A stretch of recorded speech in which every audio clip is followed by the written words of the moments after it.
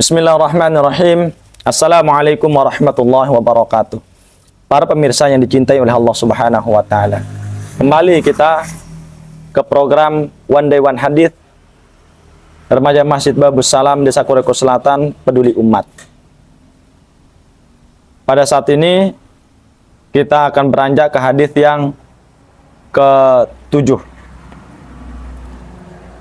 Kita sama-sama baca.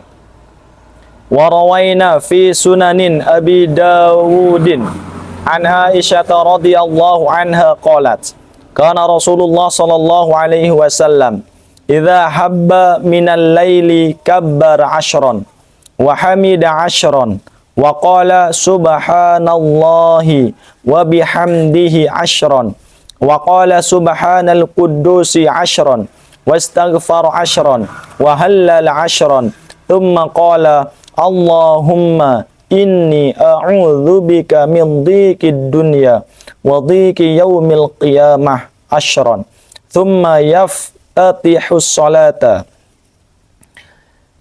Hadis ini memberikan kita gambaran selain cara kita, aturan kita ya, bangun tidur yang diajarkan oleh Rasulullah SAW, maka jelas hadis ini bagaimana cara kita yang dicontohkan oleh Rasulullah SAW. Warawaina, kami meriwayatkan fi sunanin Abu Dawudin, di dalam kitab Sunan Abu Dawud, an Aisyah, dari Siti Aisyah radhiyallahu anha, semoga Allah meridhoinya, qalat, berkata, karena Rasulullah sallallahu alaihi wasallam idza habba minal laili kabbar 'ashran. Ketika Rasulullah sallallahu alaihi wasallam terbangun dari tidurnya sepertiga malam, kabbar 'ashran, beliau biasa mengucapkan takbir 10 kali. Wa hamida 'ashran, kemudian memuji Allah 10 kali, yaitu alhamdulillah 10 kali. Wa qala, dan apa yang telah diucapkan atau doa Rasulullah SAW ketika terbangun dari tidurnya sepertiga malam, subhanallahi wa bihamdihi 'ashran. Kemudian beliau melanjutkan dengan membaca subhanallah wa bihamdihi 10 kali. Wa qala, apalagi subhanal quddus 'ashran. Kemudian Rasulullah SAW melanjutkan dengan membaca subhanal quddusi 10 kali. Wastaghfar 'ashran. Kemudian Rasulullah SAW memohon ampun kepada Allah, beristighfar 10 kali. Wa halal 'ashran. Kemudian Rasulullah SAW melanjutkan bacanya dengan la haula wala quwata illa billah 10 kali. Tsumma qala, kemudian Rasulullah SAW berdoa. Apa doa yang diajarkan oleh Rasulullah SAW ketika terbangun dari tidurnya setelah membaca takbir 10 kali, hamdalah 10 kali, subhanallah wa bihamdihi 10 kali, subhanal quddus 10 kali, istighfar 10 kali, dan la haula wala quwata illa billahil aliyil azim 10 kali. Kemudian Rasulullah SAW berdoa, Allahumma inni a'udzubika min dhiqid dunya wa dhiqi yaumil qiyamah. Allahumma, ya Allah, ini sesungguhnya a'udzubika, aku memohon perlindungan denganmu, min dhiqid dunya, dari kesempitan hidup dunia, wa dhiqi yaumil qiyamah, dan dari kesempitan kehidupan di hari kiamat. 'Ashran, 10 kali beliau membaca doa ini.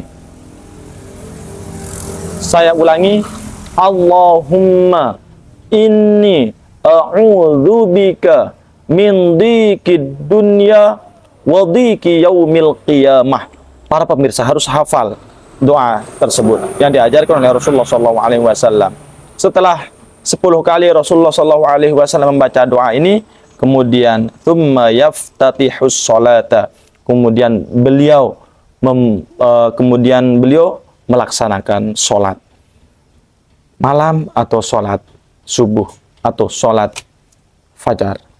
Nah, artinya Rasulullah SAW mengajarkan kepada kita, mencontohkan kepada kita sebagai panutan kita, sebagai contoh yang harus kita teladani, para pemirsa yang dirahmati Allah Subhanahu wa taala. Ini Rasulullah.